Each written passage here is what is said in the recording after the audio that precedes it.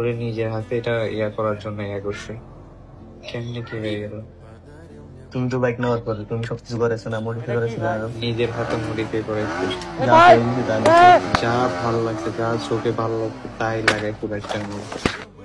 বিকেলে মানে বাইকের কাজ করে বিকেলে তোমরা মনে হয় বেরিয়েছো নাকি নাকি সন্ধ্যে? কিছু জানে খেয়াল নেই কিছু।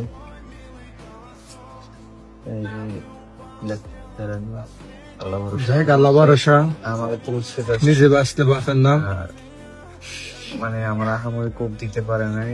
4-5টা যেগুলো কোপ দিছে 2টা লাগছে, আর ফয়সালের 4টাই লাগছে। মাথার মধ্যেই 2টা লাগিয়ে গেছে। হাতের মধ্যে, তোমার হাতে কি বেশি অবস্থা খারাপ? হাতের যে মিডল ফিঙ্গার এটা মাঝখান বরাবর হয়ে গেছে। বরাবর যাক, আল্লাহ ভরসা, আল্লাহ দিচ্ছে, আল্লাহ তোমার রক্ষা করি, আমরা আছি ইনশাল্লাহ। বাট তুমি যে সাহসের কাজটা করছো এটা সবাই দেখাইতো না ভাই।